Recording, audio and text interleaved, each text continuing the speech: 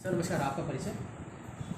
जी नमस्कार। ईश्वर सिंह अन्ना, प्रदेश अध्यक्ष Indian national party. जी, अन्ना जी, सबसे पहले तो ये जानना चाहेंगे आपसे कि राजनीति में आने का कैसे विचार हुआ और पहले राजनीतिक जीवन कैसे प्रारंभ हुआ? क्या सोचा विद्यार्थी जीवन से ये अलग जग गई थी या फिर बाद में आपने सोचा कि राजनीति में जाना है, पॉलिटिक्स में जाना है?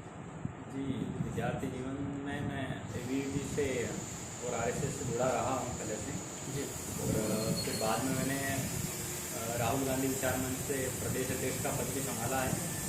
बाकी जो चीज़ें मैंने वहाँ पे देखी और जो चीज़ें समझी है, तो लोगों को ये देखा है कि राजनीति में सबसे बड़ी चीज़ जो नुकसान होता है वो है कि दोनों ही दलों को देख लिया, जी जी दोनों ही आपसी फ़ायदे में लगे रहे हैं। मैं दोनों ही पार्टियों को बड़े अच्छे करीब से बहुत सारे नेताओं को जानता हूँ, बहुत सारों के साथ रहना बैठना उठना हुआ है मेरा कई बार। तो उन लोगों ने हमेशा अपने फ़ायदे की सोचा है, जनता से उनको कोई लेना देना नहीं रहा है। जी इसलिए मैंने एक नए दल की खोज में ऑलरेडी कर रहा था कि ऐसी पार्टी आए जो देश के बारे में सोचे, जो आम आदमी के बारे में सोचे। जी। तो ये इंडिया जनशक्ति पार्टी कब इसका निर्माण हुआ और इसके पीछे जो है क्या सोचते हैं और कौन लोग हैं जो इनके संस्थापक सदस्य हैं और क्या उनका ओपिनियन रहा है, क्या सोच रही है, क्या दृष्टि रही है, दूरदर्शिता रही है? इंडिया जनशक्ति पार्टी की स्थापना 2015 में इसके जो राष्ट्रीय अध्यक्ष हैं अवधेश जी पांडे उन्होंने करी। और उन्होंने जिस सोच के साथ इस पार्टी का निर्माण किया वो सोच इतनी अच्छी लगी कि उस सोच से मैं खुद प्रभावित हुआ हूँ, और जो भी उस सोच के बारे में जानेगा वो खुद प्रभावित होगा। उन्होंने एक राइट टू रिकॉल के ऊपर काम किया है पहले, क्योंकि राइट टू रिकॉल बहुत सारे देशों में चलता है आज। राइट टू रिकॉल के तहत ये होता है कि जो आप जनता से बोल रहे हैं, सांसद विधायक जो भी बनते हैं कि हम सेवा कर रहे हैं, तो सेवा में पैसा तो मिलना नहीं चाहिए पहली बात। अगर आप सेवा कर रहे हो तो आप तनख्वाह किस बात के ले रहे हो।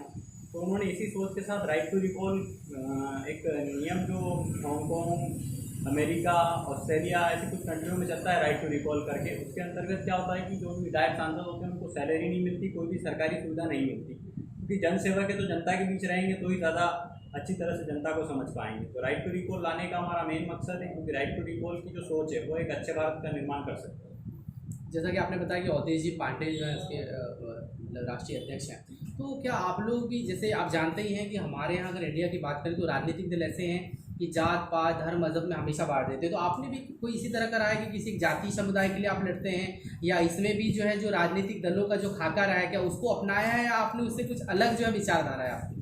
जी, हमने उससे बिल्कुल अलग विचारधारा बनाई है, क्योंकि अभी जो हमने एक योजना जन कल्याणकारी योजना जो चालू करी उसमें भी हम लोगों ने सभी को समान करा है, ना किसी को गरीब कहा है ना अमीर कहा है, क्योंकि सबसे बड़ा गरीब कहना ही गरीब हो जाता है।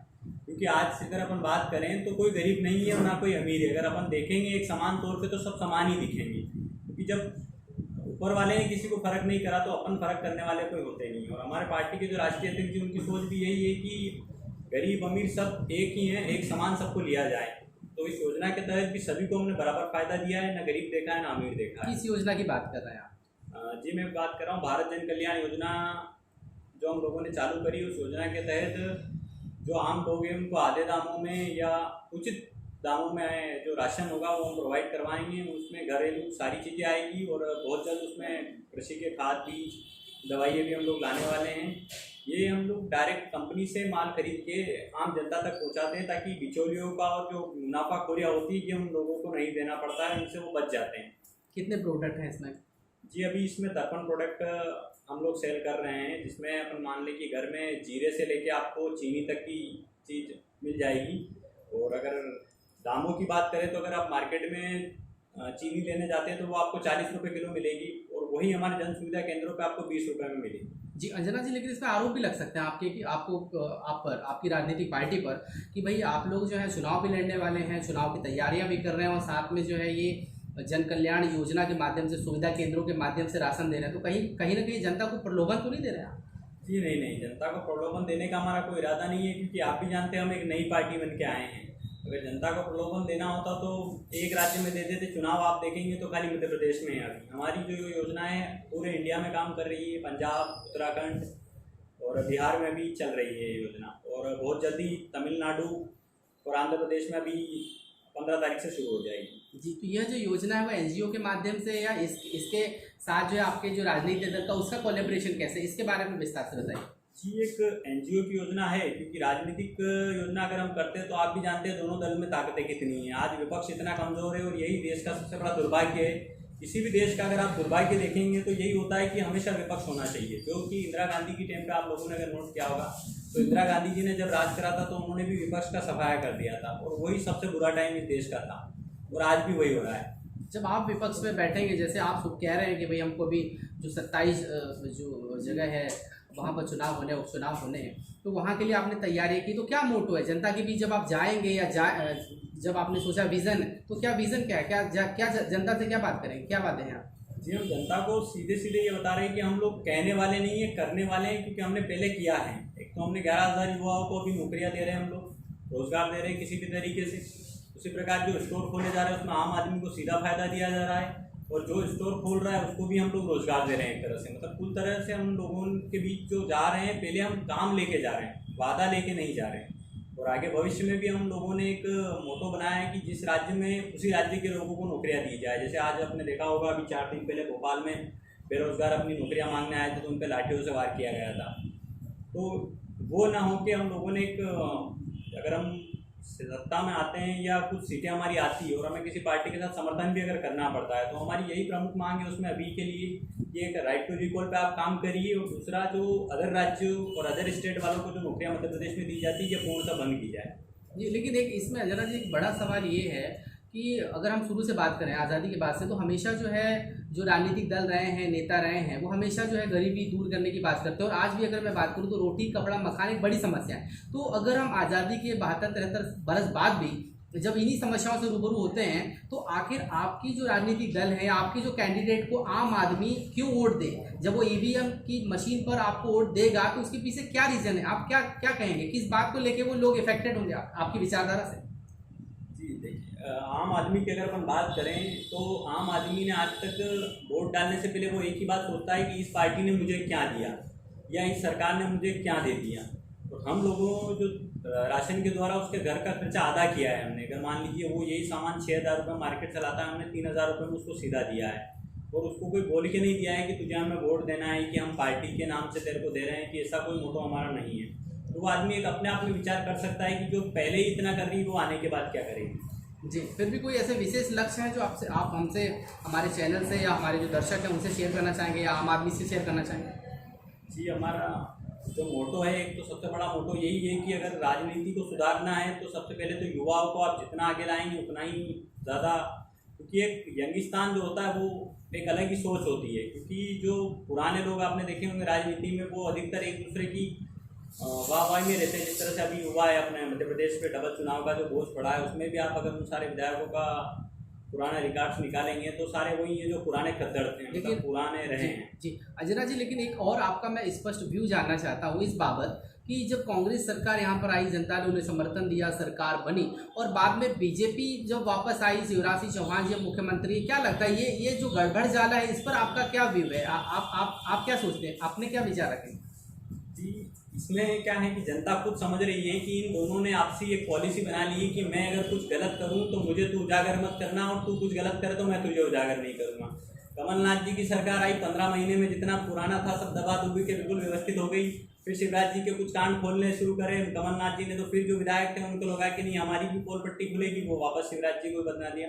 और अभी आने वाले टाइम में भी फिर यही होगा। इन दोनों ने जो है वो एक मामा भांजे की जो सरकार आपने देखी है वो आज चल रही है देश में, परंतु जनता को सोचना पड़ेगा कि कंस के लिए कृष्ण को आना पड़ेगा, और कृष्ण तीसरा विकल्प ही बन के आएगा। क्योंकि अभी जो भांजे इनके ज्योतिराज सिंधिया जी को हम माने, वो भी इस देश के प्रदेश के वासी हैं, वो भी भांजे होते हैं शिवराज जी के, अगर अपन माने तो हम भी भांजे होते हैं शिवराज जी के।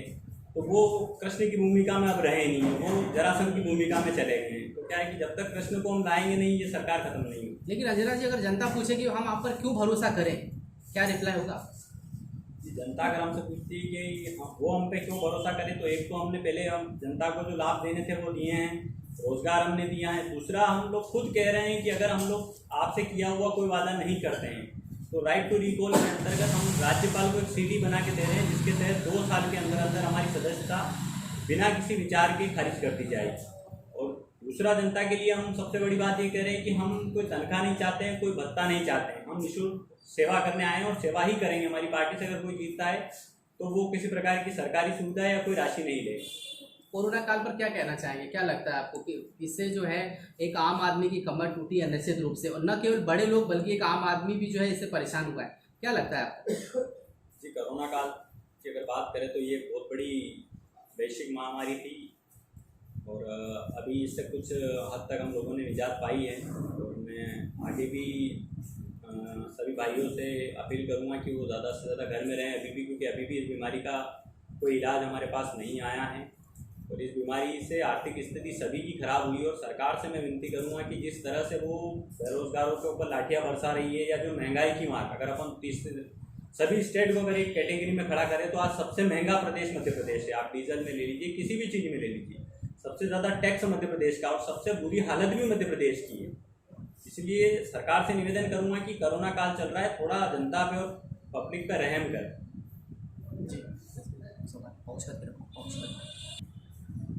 जी, मैं जानना चाह रहा था कि दरअसल आप लोगों का जो ये उद्देश्य है कि लोगों तक बहुत दैनिक उपभोग के सामान को बहुत लोगों तक पहुंचाना सस्ते दामों में, क्या लगता है आपको ये शुरू से ही आप लोगों का प्लान था क्योंकि पार्टी बनाना है, ये सब लोगों को एक मन भावन लुभाने की तरह से पार्टी लाना था, क्या उद्देश्य है इसका, एक्चुअली क्या रहा?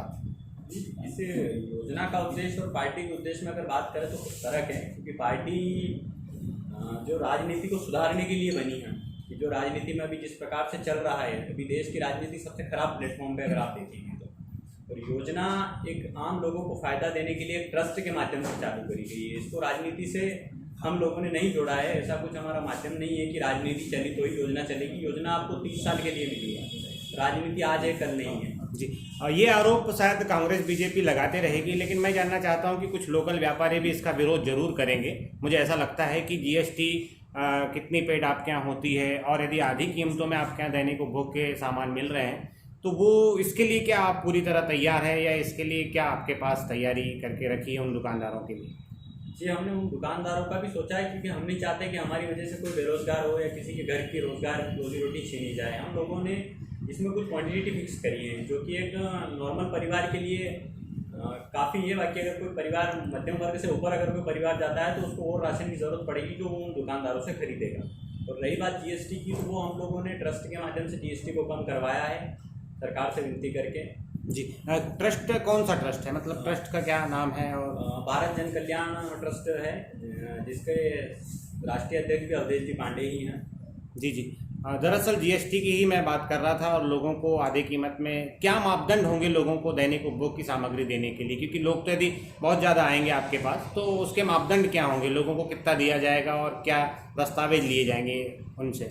जी, इसके लिए हमने एक वेलफेयर कार्ड जारी करा है जिसके माध्यम से उसमें क्वांटिटी फिक्स करी गई। जैसे 5 किलो शक्कर ले लीजिए, 2 किलो रिफाइंड ले लीजिए, आधा किलो चाय ले लीजिए, 250 ग्राम मिर्ची, 250 ग्राम हल्दी, 1 किलो नमक, यह जो क्वांटिटी है उसी मात्रा में उनको दिया जाएगा।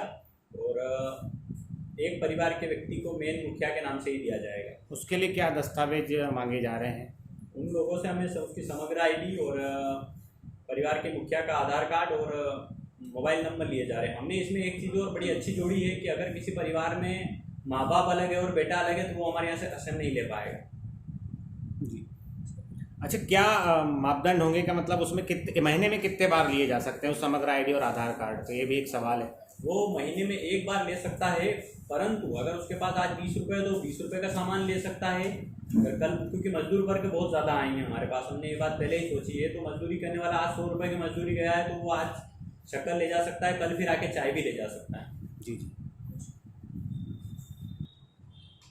सर, पहले यूपीए सरकार थी, मनमोहन सिंह जी प्रधानमंत्री रहे हैं, उसके बाद लोगों को लगा एक नया जन्म देना चाहिए और निश्चित रूप से मोदी जी को लोगों ने चुना, दूसरी बार जनता ने उनको समर्थन दिया। क्या लगता है आपको? जनता ने जिस सोच के साथ उनको समर्थन दिया था वो शायद उससे भटक गए, क्योंकि अगर अपन बात करें, जब भी मोदी जी का आपने देखा होगा जितने भी उन्होंने पैकेज दिए वो तो आज तक कहीं दिखे नहीं है, सिर्फ वो सपना अच्छा दिखाते हैं, ये मानते हैं हम लोग। क्योंकि उनकी जो सोच है वो कह सकते हैं कि बहुत ही ब्राइटनेस है। पहले दिए 15-15 लाख खाते में, जैसे आदमी गिनने लगा कि कब आए, फिर उसको बोला 20,000 करोड़ गिना, 15 नहीं गिनाएंगे तेरे से। तो झूठे वादों में तो उनका कोई तोड़ है नहीं। दूसरा, अभी जिस प्रकार से मोदी जी बार बार या तो चाइना के बारे में बोलेंगे या पाकिस्तान के बारे में बोलेंगे, मैं एक बात कहना चाहूँगा कि अगर चाइना से लड़ने के लिए तो हमारे पास सेना है, पाकिस्तान से लड़ने के लिए हमारे पास सेना है। आप देश की बेरोजगारी से लड़ लो, देश के किसान जो आत्महत्या कर रहे हैं उनके लिए सोचने के लिए आज मोदी जी के पास समय नहीं है। अगर बात करें तो मोदी जी सिर्फ 2 या 3 मुद्दे ही लेके बैठते हैं, चाइना हमला कर रहा है, पाकिस्तान हमला कर रहा है, तो सेना बैठी है उनके लिए। आपको उन पर ध्यान देने की ज़रूरत नहीं है, आपको देश के अंदर की समस्याओं को ध्यान देना चाहिए आज। कोरोना को लेकर मैं जानना चाह रहा था, क्योंकि कोरोना काल जो 22 मार्च को लॉकडाउन हुआ था उसके बाद से सारे व्यापार काम धंधे बंद थे। लगता नहीं आपको कि सरकार ने ऐसा कोई रोड मैप तैयार नहीं किया था? क्योंकि जब 1000 केस थे देश में उस समय लॉकडाउन किया गया था और लगभग करीब अभी 44 लाख के करीब केसेस हैं और ऐसे में सारे व्यापार खुले हैं। तो क्या लगता है, आप किस नज़रिए से देखते हैं सरकार की, किस तरह से इनकी रणनीति थी, कैसा देखते हैं आप उसको? इस सरकार को देखने की ज़रूरत नहीं। आपने सही कहा कि जिस टाइम पे 1000 केस थे उस टाइम पे मोदी जी नमस्ते ट्रम्प में बिजी थे। जिस बाद मध्य प्रदेश में जब केस आना शुरू हुए तब अपन देख सकते हैं कि मोदी जी सरकार गिराने में व्यस्त थे। सरकार विधायकों को इधर उधर ले जा रही थी। उस समय ट्रांसपोर्टेशन नहीं हो रहा था। इनको खाली लॉकडाउन कब लगाना दिखा, जब जनता को परेशानियां करना थी, जनता को जब परेशान करना था, बिना किसी रोड मैप के इन्होंने लॉकडाउन लगाया, बिना किसी तैयारी के इन्होंने लॉकडाउन करा। क्योंकि लॉकडाउन में आपने देखा होगा बहुत से लोगों की जान गई, जो कि इन्होंने दिखाया नहीं, आंकड़े छुपाए हैं उन लोगों से। क्योंकि कई सारे लोग आपको इधर भी दिखे होंगे रोड पे पैदल जाते हुए, कौन कहाँ से पैदल जा रहा है, कौन कहाँ से आ रहा है, कौन सी माँ बच्चे को ले जा रही है। बहुत सारे बच्चों ने रास्तों में दम तोड़ दिया, भूख की मारी। तो ये सब रहा, ये सरकार का फेलियर मान सकते हैं अपन पूरी तरह से। बेरोजगारों के लिए क्या व्यू है सर आपका? बेरोजगारी के लिए हमारा ये व्यू है कि पहली बात तो बेरोजगारी होना ही नहीं चाहिए। क्योंकि खाली आत्मनिर्भर भारत कहने से आत्मनिर्भर भारत कभी नहीं बनेगा। जिस तरह से सरकारी चीज़ों को प्राइवेटीकरण में लेके जा रही है सरकार, उस तरह से वैसे भी बेरोजगारी ही होना है, बेरोजगारी खत्म होना नहीं है। क्योंकि रेलवे का प्राइवेटीकरण कर दिया गया है। मध्य प्रदेश के माननीय डीजी महोदय ने तो पुलिस का भी प्राइवेटीकरण के लिए प्रस्ताव भेज दिया है कि ये विभाग आप प्राइवेटीकरण में कर दो। तो मतलब कुल मिला के सरकार ने सोचा क्या है ये कोई कह नहीं पाएगा। बाकी समझने की बात है कि सरकार चाहती क्या है, या तो बेरोजगारी की संख्या बढ़ाना चाहती है क्योंकि रोजगार दे नहीं सकती है, क्योंकि सरकार के पास अभी बजट नहीं है, सरकार भयंकर कर्जे में चल रही है मध्य प्रदेश की सरकार। बाकी शिवराज सिंह जी के पास नया हेलीकॉप्टर खरीदने के पैसे बिल्कुल हैं। विपक्ष बार बार आरोप लगाता रहा है कि मोदी जी ने मीडिया खरीद लिया है, आपकी आईबी है, सीबीआई है, सारे तंत्र है, सुप्रीम कोर्ट है, तो ये सब खरीदा है और सब पूरा प्रचार हो रहा है। आप उसको कैसा देखते हैं? जी, मीडिया को खरीदना तो पॉसिबल है नहीं, क्योंकि मीडिया एक नहीं है। आज जितना मीडिया अपने देश में उतना तो शायद ही किसी देश में मीडिया होगा। अगर ये बात अगर एक बार चीन वाले करें तो अपन समझ सकते हैं, क्योंकि चीन में एक ही पेपर चलता है, एक ही न्यूज़ चैनल चलता है, वहाँ आप खरीद खोज कर सकते हो। भारत में मीडिया खरीदना इम्पॉसिबल है, किसी प्रकार से कोई खरीद नहीं सकता मीडिया, क्योंकि इतने मीडिया हैं और स्वतंत्र मीडिया हैं, उसको कोई खरीद नहीं सकता। बाकी ये है कि मोदी जी मीडिया को दिखाते कुछ और है और अंदर करते कुछ और है, और मीडिया वही देख पाता है जो मोदी जी दिखाते हैं, जो मोदी जी की टीम दिखाती है। इसमें आप मीडिया की गलती नहीं मान सकते, इसमें मान सकते हैं कि जो नौकरशाही चल रही है वो बहुत बुरी चल रही है। ये भी आरोप लगाता रहा है विपक्ष की सुप्रीम कोर्ट के जज भी बिल्कुल अपने न्याय के लिए आ गए और सीबीआई की भी अपनी इस्तेमाल कर रहे हैं। तो ये सारे जो तंत्र है, शासकीय तंत्र, सरकारी तंत्र, उनका भी गलत इस्तेमाल किया जा रहा है। ये विपक्ष लगातार आरोप लगा रहा है, आप उसको कैसा देखते हैं? ये तो सही है कि विपक्ष सरकारी तंत्र का तो पूर्णतः गलत इस्तेमाल कर रहा है, इसको तो हम भी मानते हैं। क्योंकि जिस तरह से फैसले आते हैं, सुप्रीम कोर्ट के फैसले मान लीजिए या आप किसी भी प्रकार की सीबीआई के फैसले मान लीजिए, बीजेपी के किसी बड़े नेता का बयान जो आएगा वही फैसला 2 दिन बाद आता है, तो आप उसको क्या मानेंगे? इंडिया जनशक्ति पार्टी नया निर्माण है और आप लोग कोशिश कर रहे हैं, आपकी सोच है कि जनता के लिए हितैषी फैसले लेने, जनता की सेवा करनी है। केजरीवाल जी भी जब नए आए तो जानते हैं इंडिया अगेंस्ट करप्शन, ये उनका स्लोगन था। बाद में जो है अन्ना हजारे जी, किरण बेदी जी अलग हो गई, और वो चाहे प्रशांत भूषण जी की बात है, वो क्या लगता है कि राजनीति में जब चीज़ें चलती हैं, ये ट्रबल होता है, तो क्या कभी आपके साथ भी ऐसा हो सकता है? आप जिन लोगों को लीडर बनाना चाह रहे हैं, जिनके माध्यम से जनता की सेवा करना चाहते हैं, कल को अगर वो यही चीज़ पैदा करें, यही सिचुएशन क्रिएट करें, तो क्या होगा? फिर आपका इंटेंशन क्या होगा, आपका ओपिनियन क्या होगा? जी, पहली बात तो अगर उन लोगों को ये चीज़ करनी है आगे जाके, तो वो राइट टू रिकॉल पे काम नहीं करते हैं। क्योंकि राइट टू रिकॉल में इन सारी चीज़ों को मायने दिया गया है। अगर ऐसा कोई भी व्यक्ति करता है या किसी प्रकार के पार्टी के व्यक्ति के सुप्रीमो में भी अगर किसी प्रकार का आरोप लगता है तो राइट टू रिकॉल में जो नियम है उसके तहत आप उस पार्टी अध्यक्ष को तुरंत या अगले 2 दिनों में इस्तीफा देना पड़ेगा या उसकी सदस्यता खारिज कर दी जाएगी। और इस पार्टी में सबसे अच्छी चीज़ ये की गई कि आम आदमी को भी अगर वो पार्टी का कार्यकर्ता है तो वो अपना ओपिनियन दे सकता है, वो अपने फैसले से पार्टी अध्यक्ष को हटा सकता है। सर इसमें कोई दो राय नहीं है कि एक बेहतर सोच के साथ आप लोग मैदान में हैं, लेकिन एक चीज़ कहना चाहता हूँ, चाहे कांग्रेस रहे, चाहे बीजेपी और दूसरे तमाम तरह के, चाहे वो क्षेत्रीय दल रहें या फिर वो नेशनल जो है पॉलिटिकल रोल रहे, लेकिन कहीं ना कहीं ये बात तो मानना पड़ेगा कि राजनीति में तिकड़म जरूर होता है, जोड़ तोड़ बहुत ज़रूरी होता है। तो क्या लगता है आपको, क्या आप इससे परहेज करेंगे? वाकई में इतनी साफ सुथरी राजनीति रहेगी आपकी इंडिया जनशक्ति पार्टी? बिल्कुल साफ तौर पर साफ तरह से राजनीति रहेगी, क्योंकि हम लोग आए ही इसीलिए कि राजनीति को सुधारा जाए। हमें सत्ता का कोई लालच नहीं है, क्योंकि हम लोगों ने ऑलरेडी ये हमारे मैनिफेस्टो में शामिल है कि जो भी हमारी पार्टी से चुनाव लड़ेगा या जो जीतेगा वो किसी प्रकार की कोई सुविधा नहीं लेगा, कोई तनख्वाह नहीं लेगा, वो सिर्फ जन सेवा करेगा। तो कुल मिलाकर हम राजनीति ही सुधारने के लिए आ रहे हैं। राजनीति जी सर, एक आखिरी सवाल, एक आखिरी चीज़, अगर जनता को अगर आपको भावनात्मक मैसेज करना हो, जनता से आपको रूबरू होना हो, जनता के सामने आपको अपनी बात कहनी हो, तो क्या कहना चाहेंगे? जी मैं देश और प्रदेश की जनता से यही अपील करूँगा कि आप लोगों ने इन दोनों को बहुत अच्छी तरह से जांचा परखा और देखा है, तो एक बार इंडिया जनशक्ति पार्टी के विकल्पों से उद्देश्यों को आप जानें, परखें और देखें और समझें, और एक बार हमारे ऊपर विश्वास करने की कोशिश करें। हम लोग पूरी तरह से आपके विश्वास पर खरे उतरेंगे और जो हम लोगों ने कहा है वो करके दिखाएंगे, और जितना हो सकेगा पहले करके दिखाएंगे। अंजना जी बहुत बहुत धन्यवाद, FMC नेटवर्क और भास्कर न्यूज़ चैनल बालाघाट की टीम से जुड़ने के लिए बहुत बहुत धन्यवाद।